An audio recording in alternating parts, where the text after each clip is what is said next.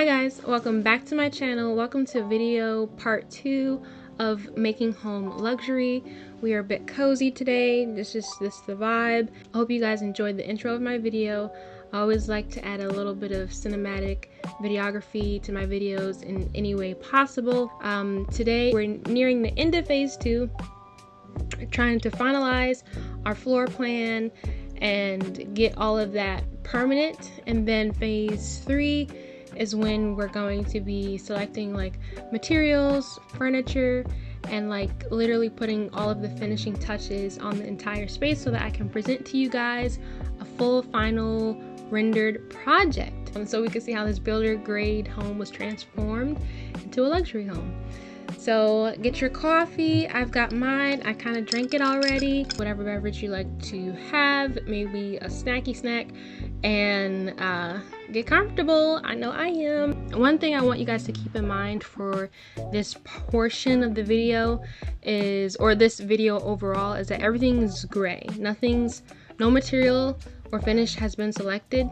So I just have everything as a plain gray material, and all the furniture that I have in here is mainly just for scale. It's not the actual furniture that I'm going to be using. They're just placeholders. One thing you have to also take note of when you're working or drawing in SketchUp is that things do take quite a bit longer to do. Like things, because you literally have to draw everything unless you use the 3D warehouse, and even then not everything is in a 3D warehouse. So you have to be prepared to draw everything, which is why I think SketchUp is so inexpensive. But for me, I definitely prefer the BIM software because all of that stuff is just already integrated into the program. You could place a door and it's like boom, boom, boom, and the 3Ds are already drawn. Like, oh my goodness, I miss Chief Architect. That's what I use. I really like that software.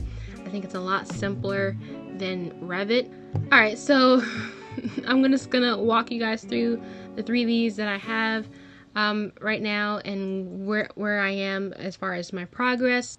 Okay, so the basement, we fixed the stairs, we've opened up this hallway, and we've kept this case opening all the way open to the rest of the space, which connects it to the entertainment center area, which is very small and petite. And then we've got the small kitchenette for this studio apartment, and we've got our nice upgradedly sized bathroom with a walk-in shower, toilet, and vanity. And we have proper clearances in front of the toilet, so that way we don't have to squat to sit on the toilet. Anyway, we have proper clearances for the toilet and shower, so that's all looking pretty beautiful.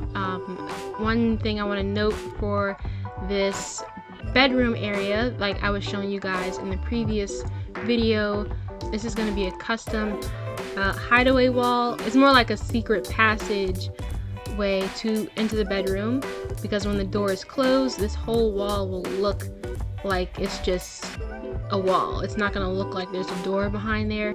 So the bedroom is pretty small. This is a king size bed. I might have to shrink it down to a queen size because I don't want it to be like stuffy in there. But once again, like with bedrooms, it depends on how much design work you put into it, because the bedroom can start to look pretty plain. But what I'm gonna do is show you guys some images of bedroom, design images that I would take inspiration from. I just don't want to get lost in the sauce in the bedrooms. I want to focus more on like the public areas and certain design elements, such as this storage under the staircase. So something like this I think is really cool in a custom designed home where you have storage integrated into the stairs, specifically under the stairs, so that way that space is not wasted. So we've got drawers and shelving, and so that's going to be really, really fun.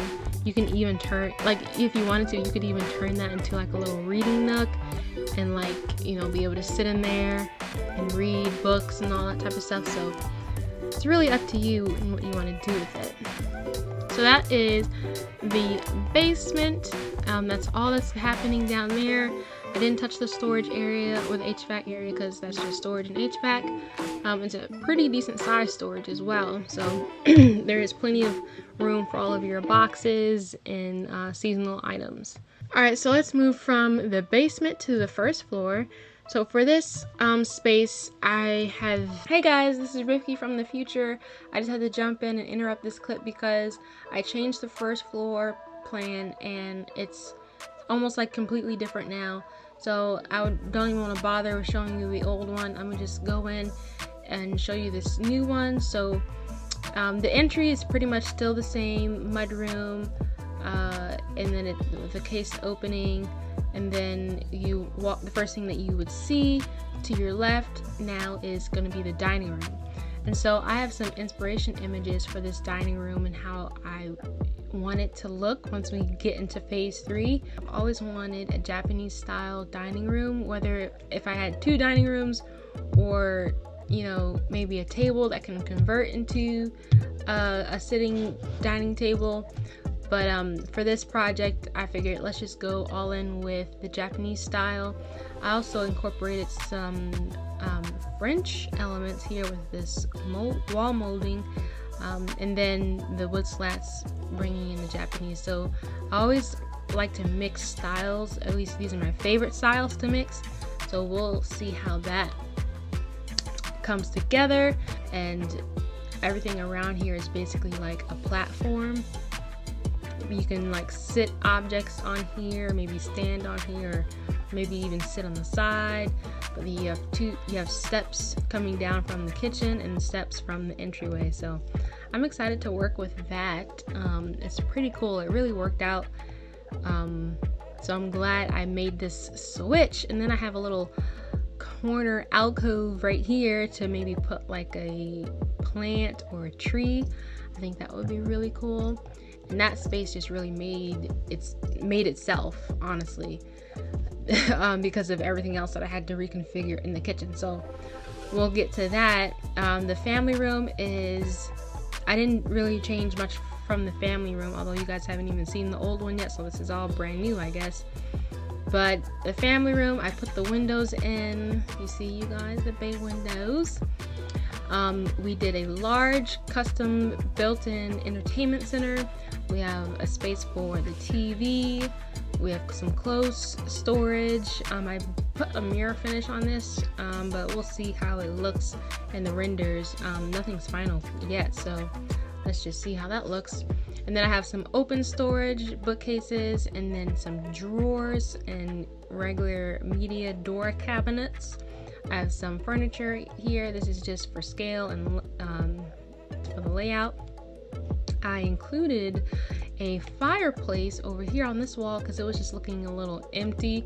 And I know initially I talked about a see-through fireplace, but the whole point of me also moving the kitchen was because if the kitchen was over here, that would be isolating whoever's in the kitchen and they wouldn't be able to interact with the people in the entertainment area. So I was like, no, I gotta switch it back, because I mean, that's the whole point now, is to be able to interact and, you know, be with people while you're in the kitchen. So I had to make some pretty big changes, you guys.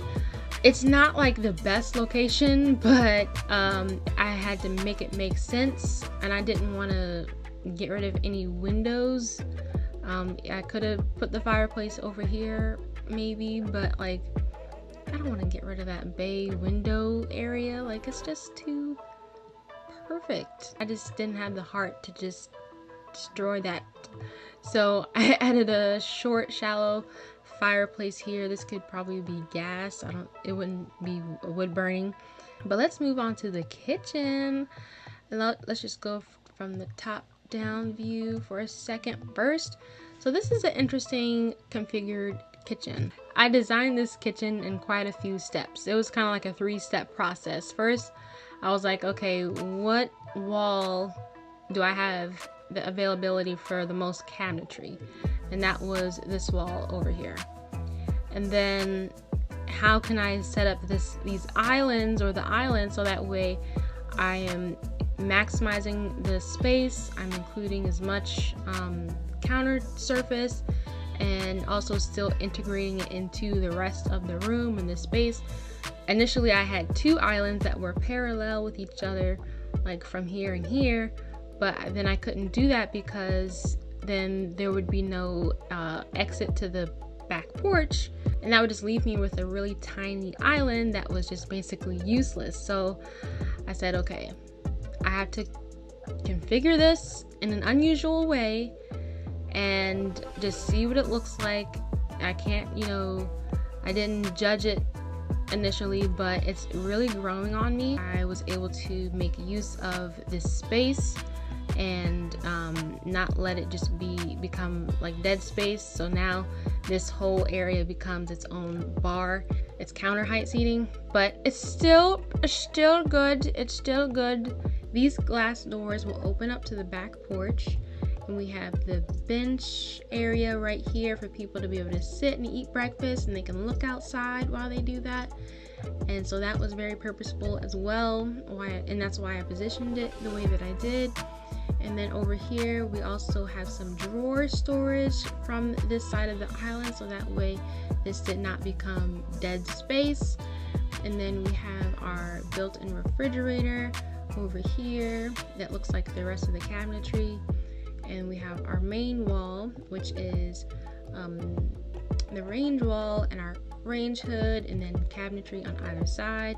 We have a pantry over here to our left with an arched door, and then we have over to our right our sink area with an arched window. And so I was mirroring those two on purpose. And then over here I decided to take advantage of the depth of this wall.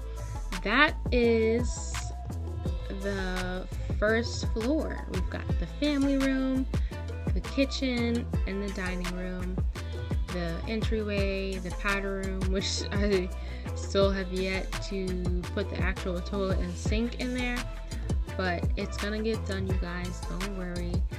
This entertainment center was a beast. It looks complicated, but it's definitely a beast, this entertainment center, but I feel like it was necessary for this to really be the entertainment family room area. Anything smaller, it would just look like furniture, so what's the point? Thank you guys for letting me interrupt your scheduled broadcast, so that way I can show you the revised first floor. Moving on from the first floor, we're moving to the second floor. Let's imagine walking up the stairs, and we're in the hallway. We have a nice petite hallway, but you know what? It gets you to where you need to go. We've got the laundry room right off the hallway with the glass panes, a pocket door, and a window in this laundry room to let in light, not only in the laundry room, but in the hallway. So parameter 1 accomplished. And guess what, you guys? I was also able to get that third bedroom back in here. Parameter 2 accomplished. I was able to do a water closet. Parameter 3 accomplished. And really this is more so called programming. So that's just another fancy word for that. We've got a freestanding tub up here. We also have another tub for more public setting. And yeah, so we've accomplished all of our goals, and I'm really happy about that.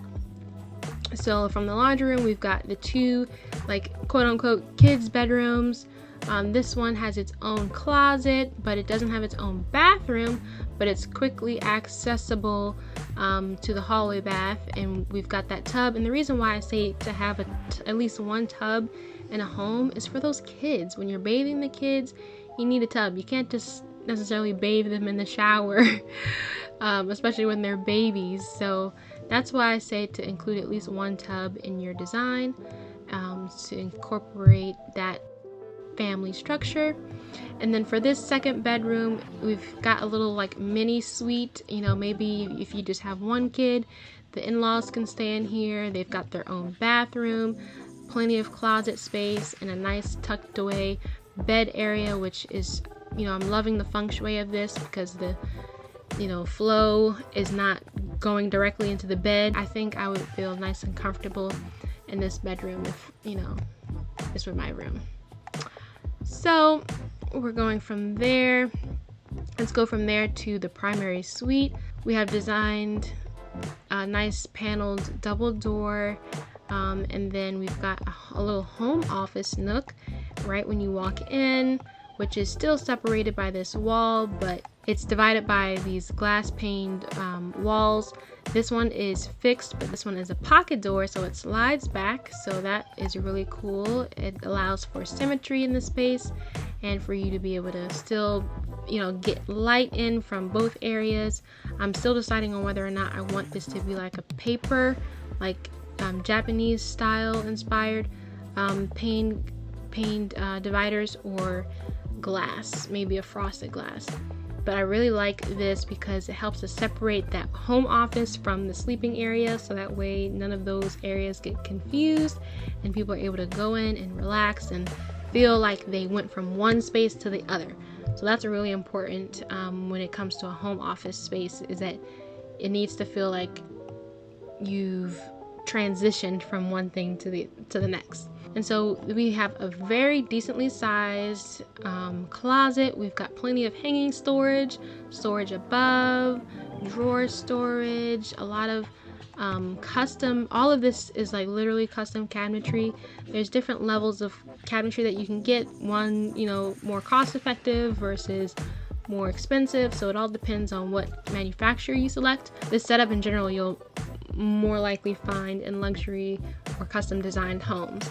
That's one of the factors that I'm bringing into this home that is considered luxury, so take note. Now once you walk into the closet, you enter into the bathroom, and this bathroom is very big, you guys. We've got a double vanity set up with a window in between, and I kept this space open for vanity or makeup vanity, or whoever's doing skincare and they want to sit by the window and do all of those things. And then we've got a water closet, small water closet. I didn't want to impede on much of this space, so it's not that long. I wanted to make sure that this person over here had plenty of clearance space, which they do. And then over here we have what we call in the industry the wet room. So what that means is basically everything in this room can and will get wet.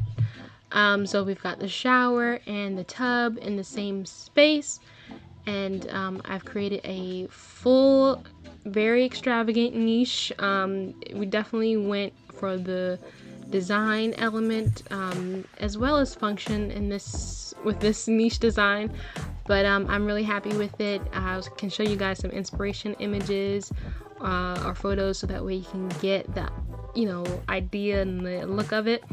But I'm glad that it was already out there, because I was just thinking about it. I didn't know that it already existed, but yeah, I mean, that's just pretty cool.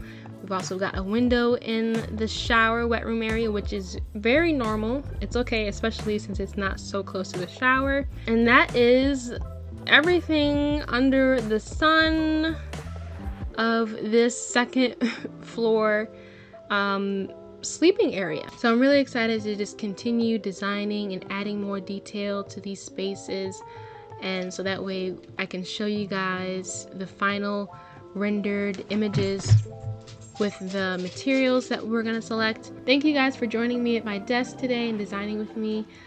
We've completed a lot more in phase 2, and we're now going to be transitioning into phase 3, which is design development, where we're going to really be focusing on our finished material and furniture, and just really tying the bow on everything. Give this video a thumbs up, comment below what you are looking forward to. Thanks for watching. Bye.